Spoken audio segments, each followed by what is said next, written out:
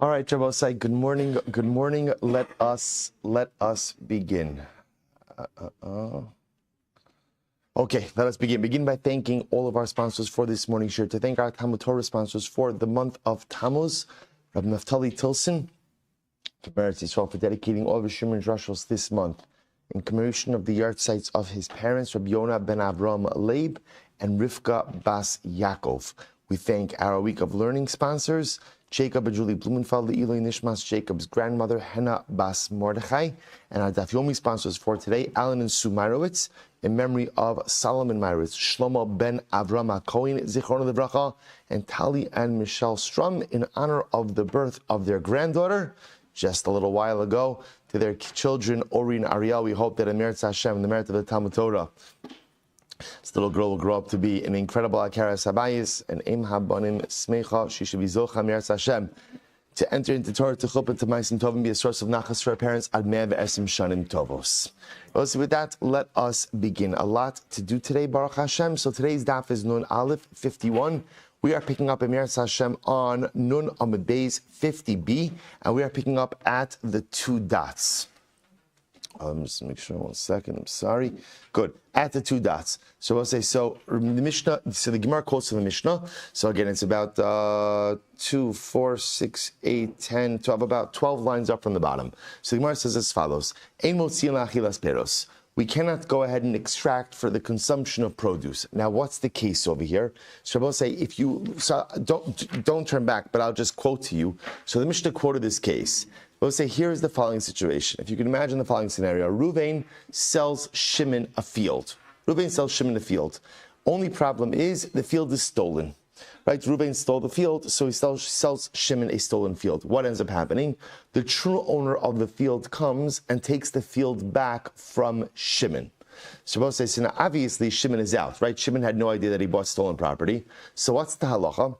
For the actual cost of the field, for the actual cost of the field itself, so Reuven has the ability to collect from, Shimon. Shimon has the ability to collect from Reuven's nechasim mishubadim, which means, Rabbi say, so again, it's not a complicated case, it's just many moving pieces. So again, step one, Reuven sells Shimon a field. Turns out, field is stolen. Okay, so then what happens? True owner of the field comes and takes it back from Shimon. Okay, now we'll say the shaila is, what recourse does Shimon have? So the truth is, Shimon's recourse is really divided up into two parts. For the cost of the field itself, that Shimon could go ahead and seize Reuven's nechasim mishubadim. So let's say, for example, Reuven had other fields that he sold in the interim as well. So Shimon has the ability to go ahead and seize other fields that Reuven sold in satisfaction of the debt that Reuven now owes Shimon. That's for the actual purchase price of the karka itself. But let's say during the time that Shimon had the karka, Shimon made improvements, right? He went ahead and he worked the soil, or for that matter, again, produce grew on the field itself.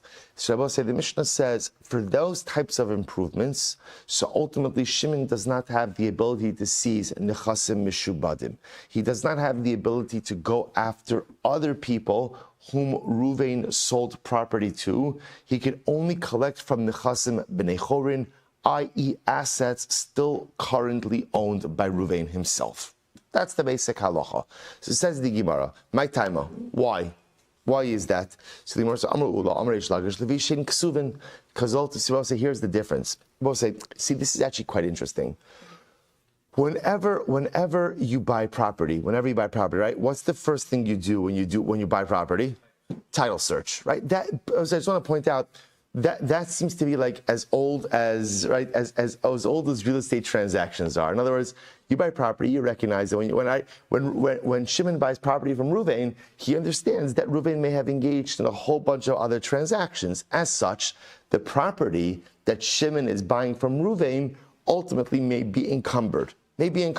So what do? You do a search for all the different things that Reuven has going on.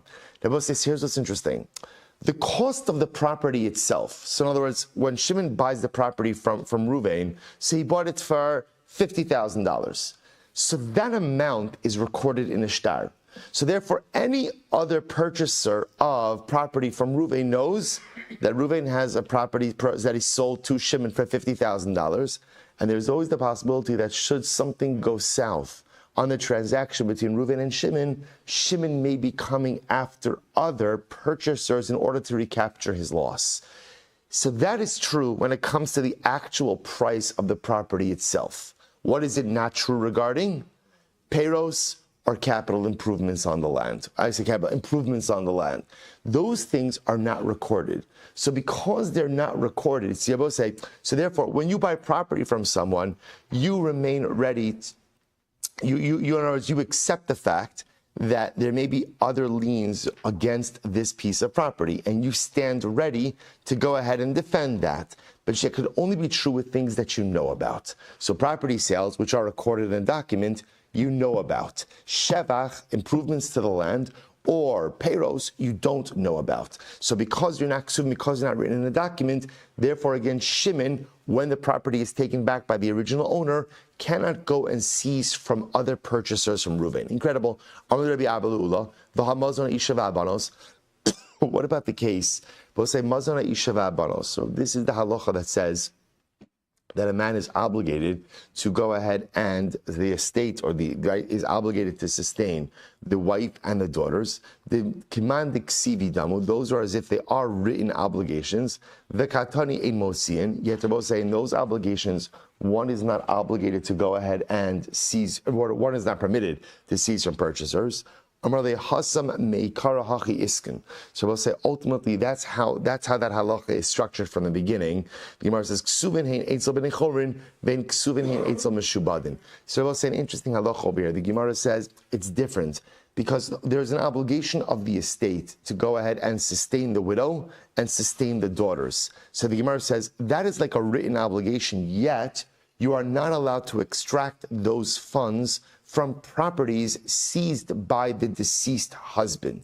Yet, those are written. It's different, the Gemara says, because that's how they're originally constituted. Those obligations are originally constituted to say you could only collect from nechasim b'nei chorin, not nechasim mishubadim. L'chein amar Rabbi Yasi amar Rabbi Yochanan, l'fi shein ksuvin. So I'll say Rabbi Yasi, Rabbi Yochanan say the same thing. Why can't you collect for payros? And why can't you collect ultimately again or improvements from the land from the Chasim Mishubadim, ultimately again because they're not written in a document. Amrali Rabbi Zera, Ravasi. So I'll say it's the same conversation. But there's the obligation that the estate has to sustain the wife, to sustain the daughters. That is the equivalent of a written obligation, and yet you could only collect from the Chasim B'nei Chorin, not Nechasim Mishubadin. Amrale Meikara. That's the way they're constituted, I will say. That again, the halacha, the obligation to sustain the wife, to sustain the daughters, only comes from unencumbered properties, not from sold properties. So I will say, let's just pause here, just to review what we have. The Mishnah introduces us to the following concept. So again, I will say we're talking about a very specific case of Reuven sold a piece of property to Shimon. Okay? Fine, no problem over here. Only one little minor wrinkle in the transaction, which is the property is stolen. Property is stolen. What ends up happening? True owner of the property comes and takes it back from Shimon. Who does Shimon have a claim now against? Who does he have a claim against? Reuven, right? Because after all, again, he paid Reuven $50,000 for a parcel of property, and now again, he's out of property. I both say, now the truth is, remember, Shimon really has, his claim has two parts. What are the two parts to his claim? Part one, purchase price. Purchase price. Part two is produce or improvements. What the Mishnah introduces us to is those two claims are dealt with in two different ways. The purchase price could actually be recaptured by nechasim mishubadim. What does that mean, Abosai? So again, let's say for argument's sake, Reuven went ahead and sold the property to Shimon on the 1st of Tammuz. On the 1st of Tammuz, okay?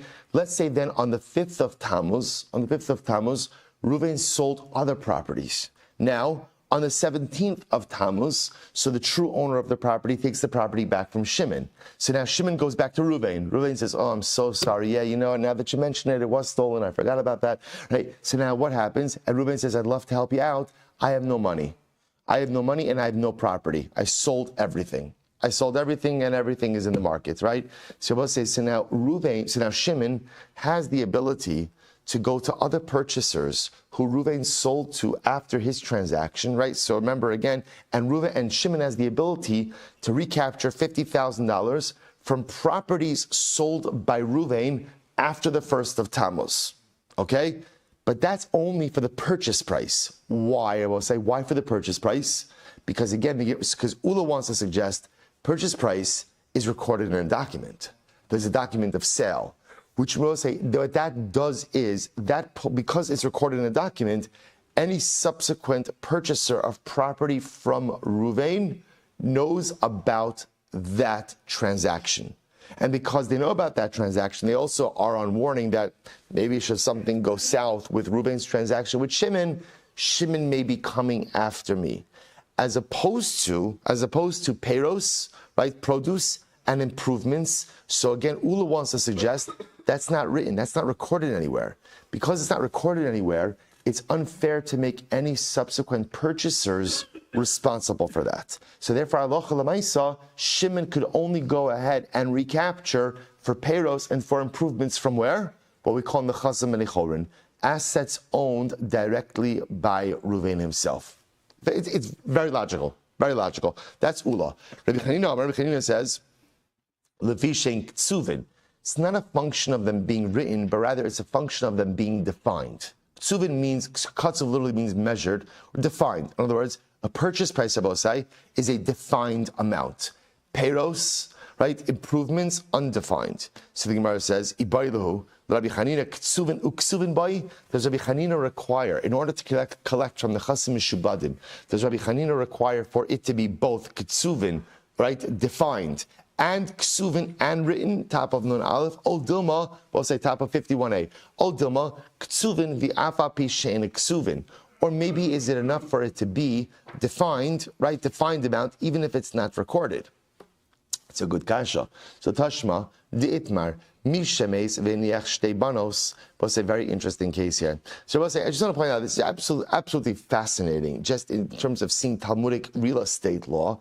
And I will say, again, anyway. So it says, Tashma, the Itmar, second line down from the top, not from the base, Mishemes v'niach shtei banos. So we'll say, watch this, Reuven died.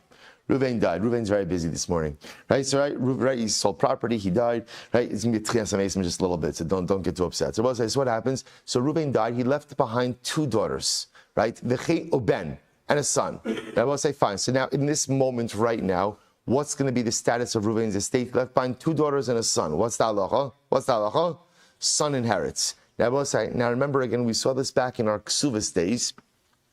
There is a halacha that says that even though a daughter doesn't inherit when there is a son, a daughter will take 1/10 of the estate as her dowry. That's the halacha. 1/10 of her estate as her dowry. So in this case over here, Reuven dies, leaves behind 3 kids, 2 daughters and a son. So the son is going to be the sole inheritor. So what happens? So the Gemara says, the kadma harishon of anatla isra nechasim. So daughter number 1 takes her 1/10 for her dowry. Now what happens? Daughter number 2, before she got a chance to take her 10%, what happens? Son dies. Now I will say, here's what's interesting. What happens when the son dies? What happens when the son dies? So now daughters become the inheritors. This week's parasha, B'no Slavchad, right? So daughters become the inheritors. Okay, now I will say, now here's what's interesting. Right? What's intriguing about this? So son died before daughter number 2 got to take her 10th. Now, if you're daughter number 2, right, what's your claim? Let me take my 10th before we divide the estate, right? That's only fair. Let me take my 1/10 out as my dowry amount, right? Right, daughter number 1, you, right, sister, right, daughter number 1, you took your 10th, right? Let me take my 10th, and now let's divide the estate. So what's the halacha? Rabbi Yochanan Shnia Vitra. Rabbi Yochanan says the second one has effectively given up her right. She's given up her right. Look at Rashi. Shnia Vitra, Ibda Isur Nechasim Shala, she has lost her ability to collect 1/10. Velo Amrinan Tigbi Isur Nechasim Bereisha, Vashayach Loku B'Shave. We don't say let her take her 10th and then divide up the rest of the estate. Why? The time of the Takinu Isur Nechasim Kedeshetei Libanos Parnasa Nisun Va'iketvei. We'll say, what was the whole point? Why did Chazal institute the 1/10 of the estate? Why did they institute that?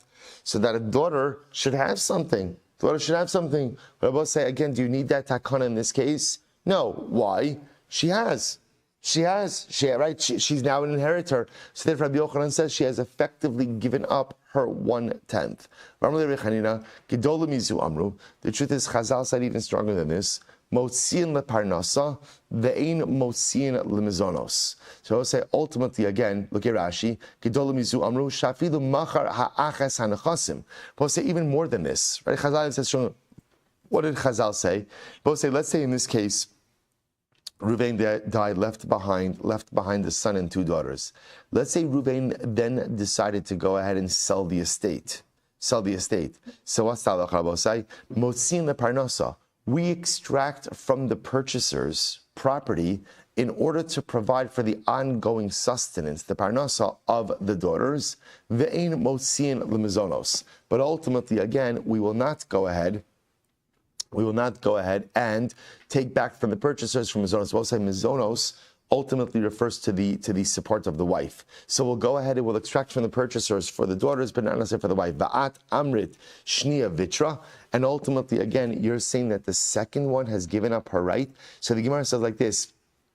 So the Gemara says, I don't understand why ultimately, again, if we say so strong that even if the brother sold the estate, that we would extract property in order to go ahead and sustain the daughters, then in a case where the property belongs to the daughters, why would she not be permitted to take her 10th before the estate distribution or division? Take a look at Rashi.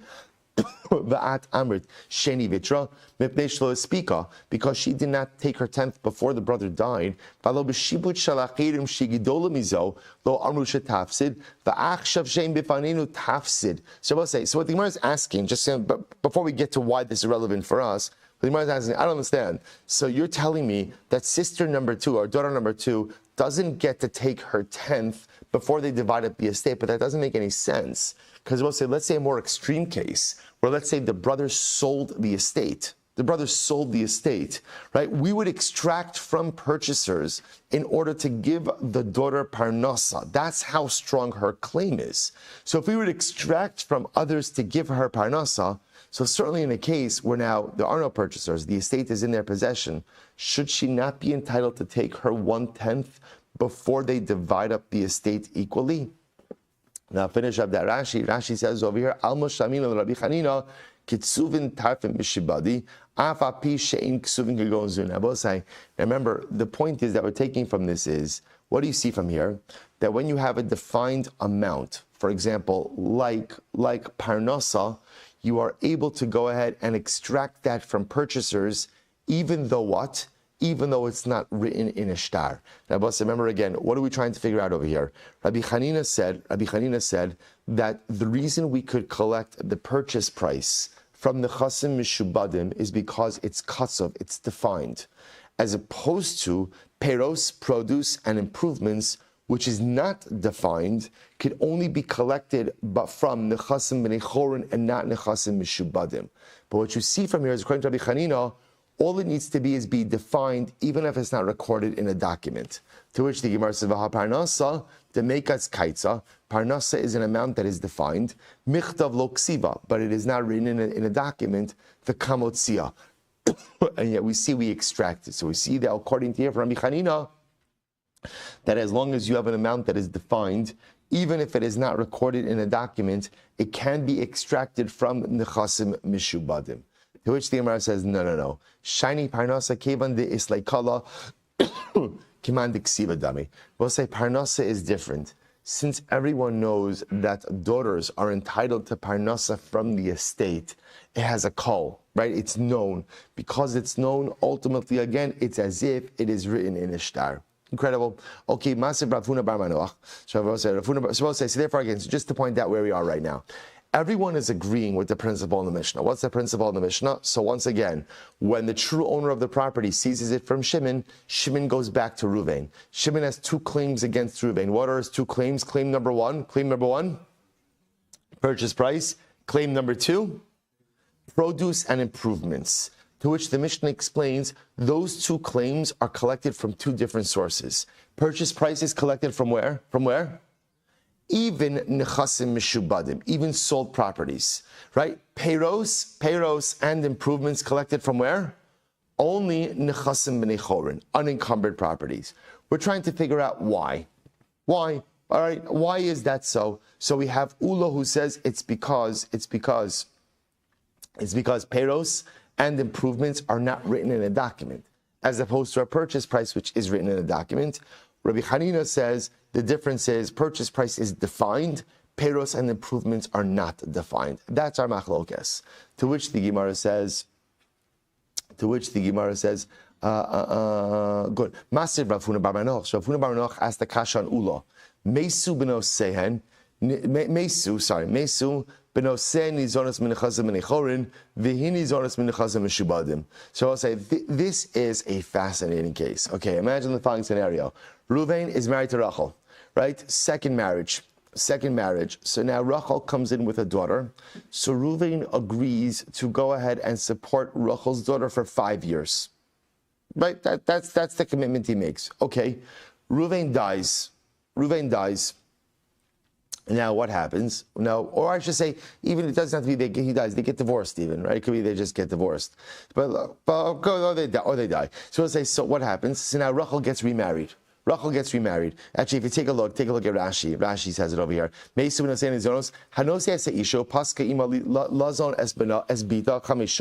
Reuven marries Rachel, and he agrees to support her daughter for 5 years. Vigirsha, he divorces her.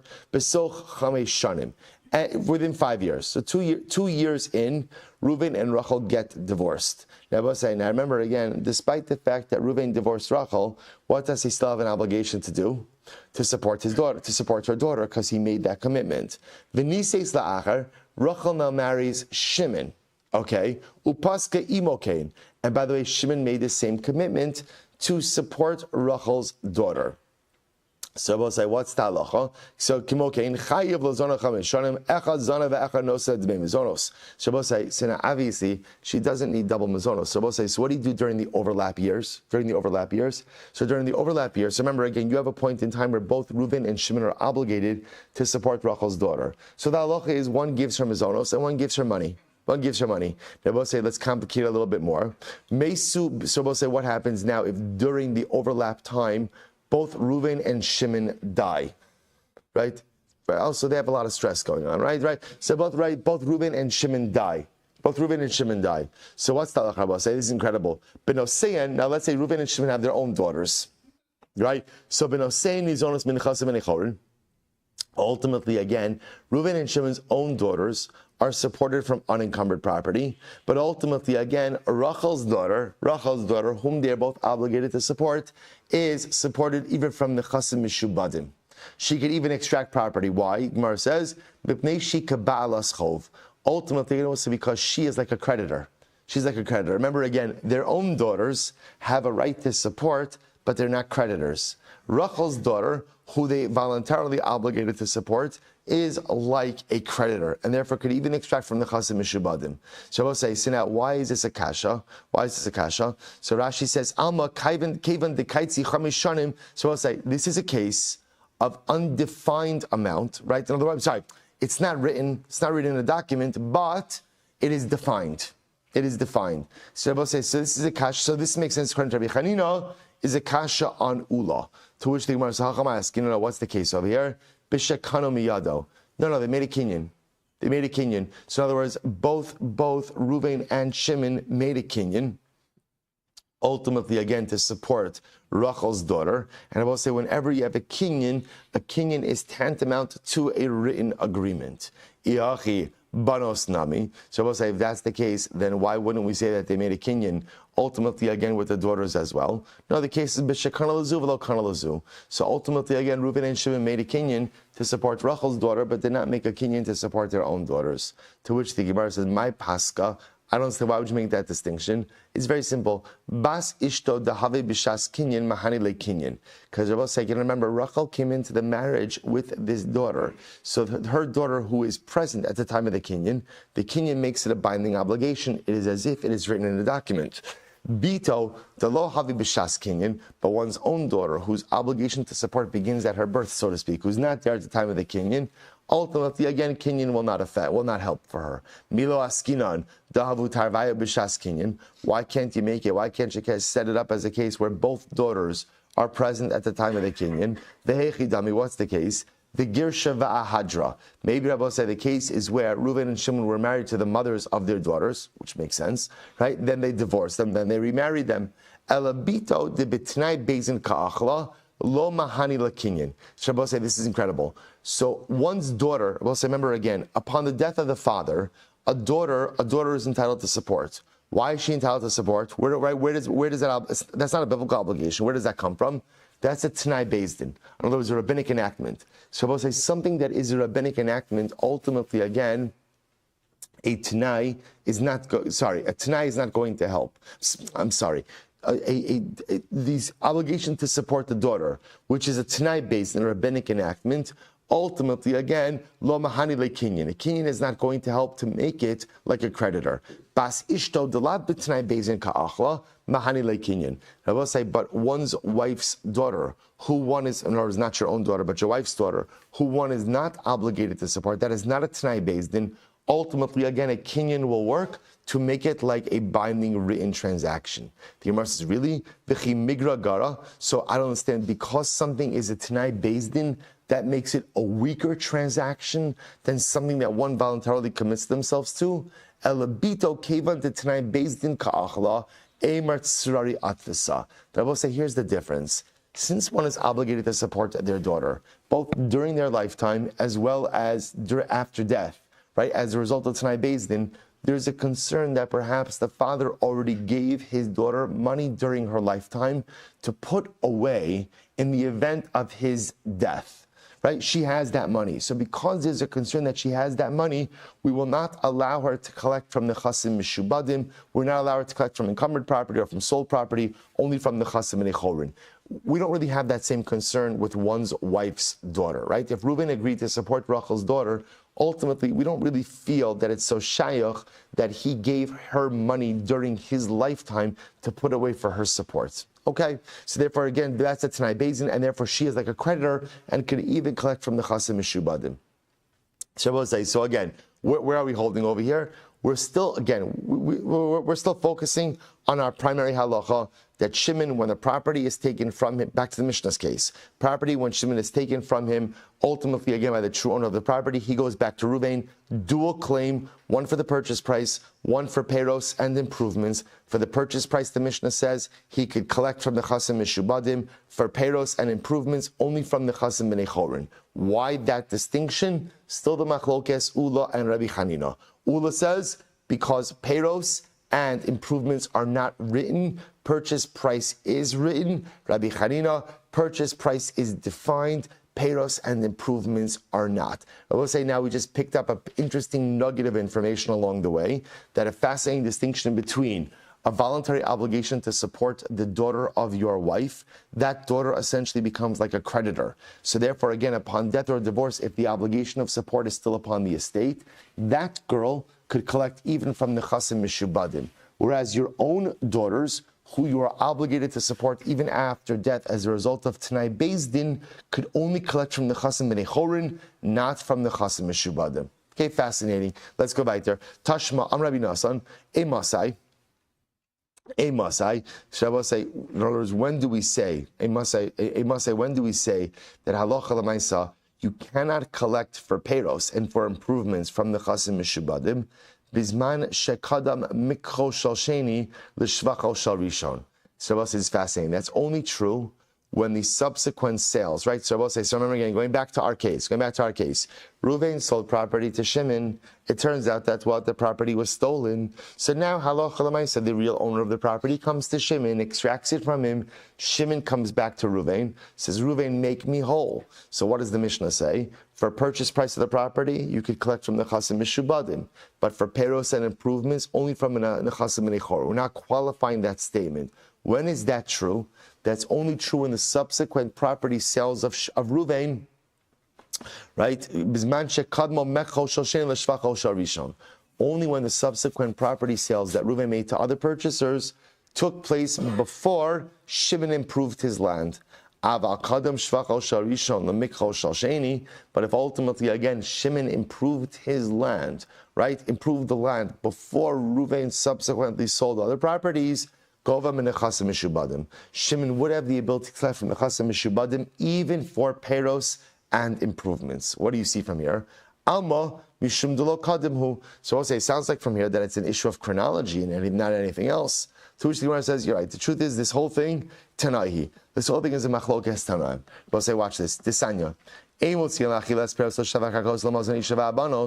Minichasim mishubadim midnei tikuna olam lefi she'ein ksuvin. Shabbos say, now watch this. The Brisa just lumped a whole bunch of stuff. You cannot extract from nechasim mishubadim, right, from sold properties. You cannot extract from nechasim mishubadim. I will say for what? For peros, produce, shevach karkos, land improvements, mazon ha'isha, right? Support of the wife, vabanos, and support of the daughters, right? Why? Mipnei tikuna olam, for the benefit of society. Why? I will say, lefi she'en ksuvin, because I will say these all represent monetary obligations that are not written in a document. See, I will say, when a person purchases property, so they like we said, they do their title search. So I will say, what does the title search include? At least during Talmudic times. It includes any, well, I guess still now, it includes any liens against the property. Rabbi say the only way for you to know about a lien against property is how? If it's recorded in a document, right? If it's recorded.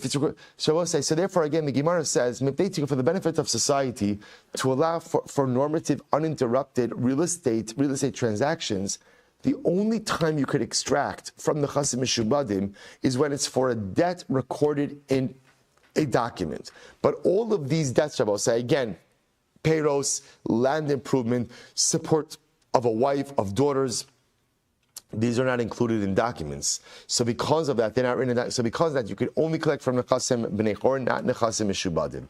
Rabbi Yossi v'chi ma tikuna olam yesh bazeh.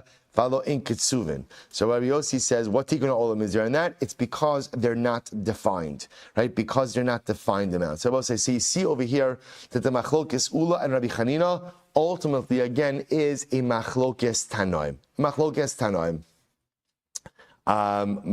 Tanoim. Fine. So I will say, so it seems to be that the way the Rambam paskins is, first of all, I will say, this is how he paskin halacha l'maisa.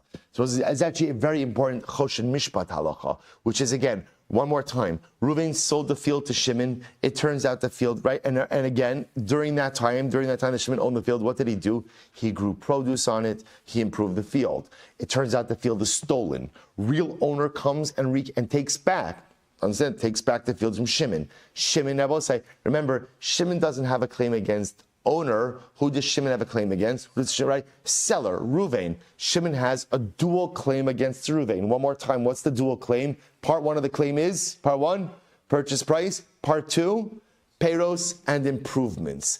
The halacha, Rabbi say, is that for purchase price, Shimon has the ability to collect from the Chasim Mishubadim, which means if Reuven sold off other properties after he sold the stolen property to Shimon, Shimon could claw back other sales that Reuven made in order to go ahead and satisfy his purchase price.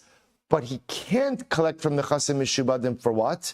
Ultimately, again, for peros and improvements. Why not? Why not, I will say? Because at the end of the day, the Rambam passes Rabbi Chanina, because halacha l'maisa, they're not defined. In other words, this is a very important halacha. The only time you could go ahead and claw back nechasim mishubadim is when you have a defined, known claim. like a purchase price, right? It is clear that Shimon paid $50,000 for the parcel of land. So other claims like payros and capital improvements, which are not defined, which are not defined amounts, not quantified amounts, as at the time of the previous transactions, cannot be clawed back from the chasam mishubad. And I will say again, does Shimon still have a claim against Ruvain for payros and improvements? Does he have a claim? Of course. But who is the claim against? Who is the claim against? Ruvain himself. Right? Shimon can't go after any other purchasers to satisfy that claim. That is Dalach Rabosai. Incredible. Let's go weiter. This last part of the Mishnah, this is really quite fascinating. We'll say this fascinating halacha. We'll say if you go ahead, remember what was the case of the Mishnah? Case of the Mishnah was, right, Reuven's walking on the street, he finds Shimon's wallet. He goes to Shimon and says, Shimon, good news, I found your wallet. Here's your wallet. Right? He opens it up, and Shimon says, there's only $100 in here. Right? There was really $200 in there. So take an oath that you did not keep any of my money for yourself. So I'll say, what's the halacha? Mishnah says, whenever you return a lost object, you're never obligated to take an oath. Why? I'll say this is self-evident. Why? Why? Because if you have to take an oath when you return a lost object, what's going to happen? You're going to say, no, thank you. Or as well say, cloud gadol in life is, and this is really important, people are willing to do the right thing as long as it's easy. This is important. If it's difficult to do the right thing, I'm not going to do it. Chances are people are not going to do it. If it's easy, I'm happy to do the right thing. I would say it's a good din in human nature. We're good, and we're willing to help, and we're willing to do. What I'm not willing to do is get into something complicated. So the Gemara says as follows. The Gemara says, Am Rabbi Yitzchak, listen to this. Shnei kis in kshurin, so supposed to listen to this. If Reuben says, right? So I'm sorry. I return a bag of money, right? And right, Reuben returns a bag of money, and Shimon says, by the way, there are two bags of money tied to each other. And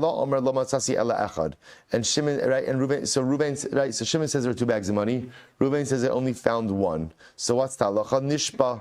Ultimately, again, Reuben has to take an oath that he did not find the other bag of money. Shnei shvarim kshurim matzasili. So, right, ultimately, again, so what happens? So, again, Reuben returns an ox. And Shimon says, there are two oxen tied to each other. And Reuben says, I only found one. Eno nishpa. So, ultimately, and Reuben doesn't have to swear. What's the distinction between these cases? My taima. Shvar menaschim adadi. Kislo menaschim adadi. It is common for oxen that are tied to each other to what? To separate. Money bags don't separate. Money bags don't separate. So the Gemara says, Shnei shvarim kshur matzasa, v'ala omer matzasi, v'echzarti lecha echad mehen, harizen nishbar. Paul said, listen to this case. What happens if, right, Shimon goes ahead and, Reuben returns an ox. And Shimon says, well, I had two oxen tied to each other. And Reuben says, yeah, I know. I already returned the other one beforehand. So here I will say, in this case, what's happening? So in this case, Reuben is admitting that he found two oxen. What he's claiming is he returned one earlier and one now. So I will say, what is this a case of? This is a case of Modu Miktsas. Harei Zenishba. So when it says, one second. Let's take a step back over here. Rabbi Yitzchak. We'll say these are all cases of a person returning a lost object. And yet, I will say, some of these cases, we're saying that the finder has to take an oath. But doesn't Rabbi Yitzchak subscribe to the principle in the Mishnah that when it comes to returning a lost object, you're not obligated to take an oath? Didn't we say that? To which the Gemara says, Amud Beis, Hu da Amar Rabbi Elazar ben Yaakov. So we'll say Rabbi Yitzchak himself holds like Rabbi Elazar ben Yaakov. Rabbi Yaakov say, Disan Rabbi Elazar ben Yaakov Omer, Pamim sha'adam nishpa al tainas atzmo. Sometimes Rabbi say, sometimes a person will swear as a result of their own claim, of their own admission. Keitzad, for example, Mana la'avicha biyadi ve'achaltiv pras. So I will say, for example, Reuben says to Shimon, I have a mana that was owed to your father, right, who passed away. I paid back half to your father, so let me pay the rest of it to you. Harei zen nishba. So we'll say, so ultimately, again, Reuben is going to have to now swear about the first half that he supposedly went ahead and paid. Now we'll say, now take a look at Rashi just a moment. Yaakov dehecha de katavi le betainas bari lo chashiv le meshiv aveda. So al tainas atzmo hashta mashma she'in adam tova ulakama first. So we'll say, now listen to this. So Rabbi Elazar is of the opinion, I will say, that halacha l'maisa, Halacha l'maisa, sometimes when a person makes a definitive claim, ultimately, again, they're going to be forced to swear based on their own claim.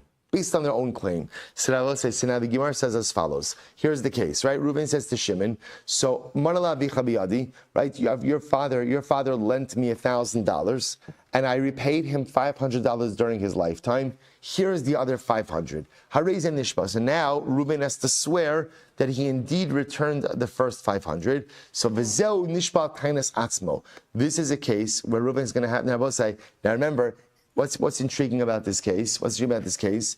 So Shimon made no claim here, right? Reuven is the one advancing the information. Reuven is the one saying, Shimon, your father lent me $1,000. I paid him back 500. Here's the other 500. Shimon never made a claim against Reuven.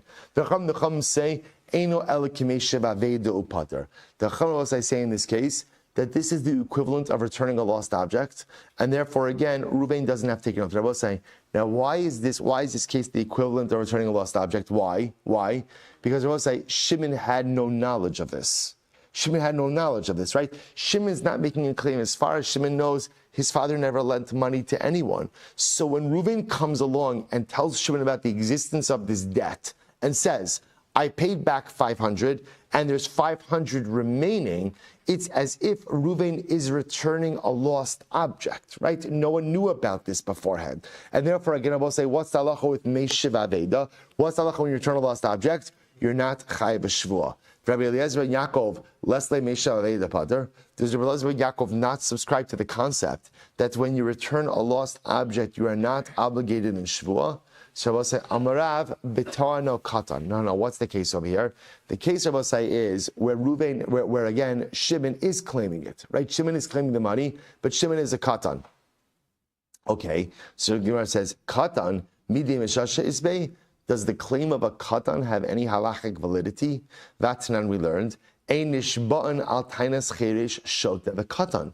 But we've learned that halacha l'mais in general, you don't take a shvua on the taina of a cheresh, a shote, and a katan. To which the Gemara says, no. My katan, what's a katan in this case, Rabbi Say? Gadol. What's a katan? A katan is a gadol. Okay, so I'll say, so if a katan is a gadol, so va'amai karile katan, so why calling him a katan? Dilagabe mili da'aviv katanu. We saw this phrase 2 days ago. That when it comes to the dealings of his father, ultimately again he is a katan. But right, when it comes to the, I will say, it's right. Okay, so when it comes to the dealings of his father, ultimately again he's called a katan. So now let's go through this. So now really what the case is as follows. The case, I will say, we thought this was a case of Reuven says to Shimon, listen, I want to tell you, your father lent me $1,000. I paid him back $500. I owe him another $500. Here it is. And what's Shimon's response to this? What's Shimon's response to this? Okay, fine. I never knew about it beforehand. Now the boss is saying that's not the case. That's not the case. What's the case? The case is where Shimon is claiming against Reuven. Reuven, my father lent you $1,000. And Reuven is saying, yeah, you're right. I paid him back 500. Here's the other 500. And the Gemara is saying that this is a case of where Reuven is being claimed, so to speak, by a katan. So why? But he's not a katan. I'm sorry, but Shimon's a gadol. Why are we calling Shimon a katan? Because when it comes to the matters, when it comes to the dealings of his father, ultimately, again, he is a katan. To which the Gemara says, well, if that's the case, ihachi tainis asma tainis acheremu. So I'll say, so this is not a case. This is not a case where Reuven is admitting this of his own volition, right? Reuven is being claimed, right? This is a claim being made by Reuven against Reuven by Shimon. There's a claimant, right? There's a claimant, to which the Gemara says, this is a case of Tainas Acher V'Odas Atzmo. So I will say, so this is a case ultimately again where Reuven is being claimed, right? Reuven, right? I don't know if that's the right word, right? Reuven is being claimed by Shimon, and Reuven is admitting half of the claim. So this is a paradigmatic case of what? Modeh b'mikzas. To which the Gemara says, Tainas Acher V'Odas Atzmo, Kula Ta'anas and Nami Tainas Acher V'Odas Atzmo Nenu Ella B'dirabba Kamiflagi. Rather, Rabbi say, ultimately again, they're arguing in the statement of Rabbah. What does Rabbah say? Da'amar Rabbah, Mipnei ma amra Torah modeh b'mikzas latani yeshava. But say, why is it in general that by Modim Mixas. So we have this concept, right? So right. So let's say, for example, in this case over here, right? So Ruvain. The classic case of Moda Mixas, right? Ruvain goes over to Shimon goes over to Ruvain. Shimon says, Ruvain, you owe me $1,000. Ruvain says, I only owe you 500. So what's the halacha bosai? Moda Mixas, right? The halacha ultimately is that now, again, since there was a partial admission, so Ruvain has to swear on the rest of the claim. So what's the reason for that, Rabbi? What's the logic? Rabbi say, actually, we're going to stop over here for today. We'll pick up, and I'm leaving you a little bit of a cliff. Ooh, it's a long daf tomorrow. Okay, so I'll say, all right, well, Meretz Hashem, we'll be all right. We'll be all right. So I'll say, we'll pick up because I don't want to rush through Modim Mixas. So I'll say, we'll finish up Modim Mixas and Meretz Hashem tomorrow. And I will say, and then we'll see the halacha l'maisa. Again, there's going to be a very interesting halacha l'maisa piece on this idea about whether or not you're obligated to swear in a case, ultimately, when you return a lost object. Are there circumstances you do, are there circumstances you don't? Finish the motiv b'mikzas. Finish, ultimately, again, Mishav Avedi tomorrow, Bosai. Shkoyach.